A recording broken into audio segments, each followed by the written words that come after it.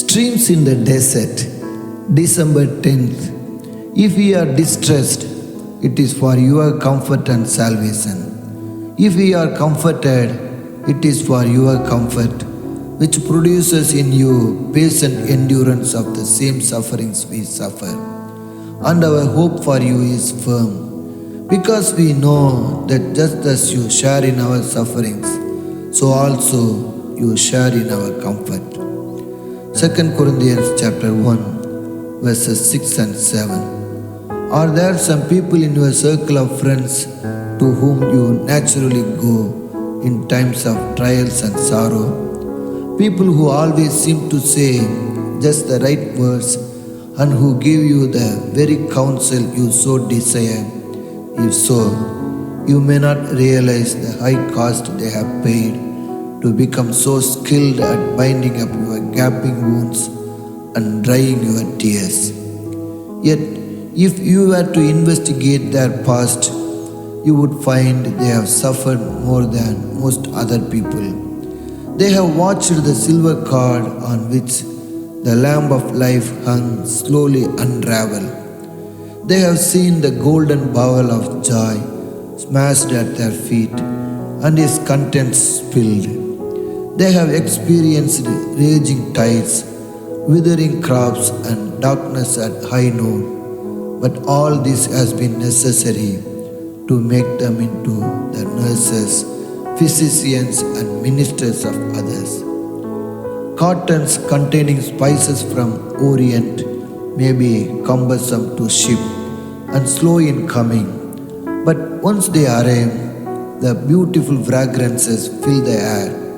In the same way, suffering is trying and difficult to bear, but hiding just below its surface is discipline, knowledge, and limitless possibilities. Each of these not only strengthens and matures us, but also equips us to help others.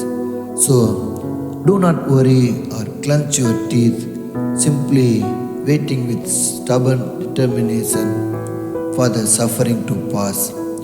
Instead, be determined to get everything you can from it, both for yourself and for the sake of those around you, according to the will of God. Selected. Once I heard a song of sweetness as it filled the morning air, sounding in its blessed completeness like a tender pleading prayer. And I sought to find the singer where the wondrous song was born. And I found a bird quite wounded, pinned down by a cruel thorn. I have seen a soul in sadness while its wings with pain were furled, giving hope and cheer and gladness that should bless the weeping world. And I knew that life of sweetness was of pain and sorrow born, and a stricken world was singing with his heart against a thorn. You are told of one who loved you, of a Savior crucified. You are told of nails that held him and a spear that pierced his side.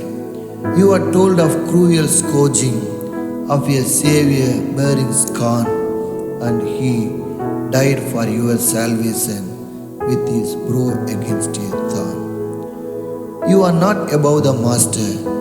Will you breathe a sweet refrain, and his grace will be sufficient when your heart is pierced with pain? Will you live to bless his loved ones, though your life be bruised and torn, like the bird that sang so sweetly with his heart against a thorn?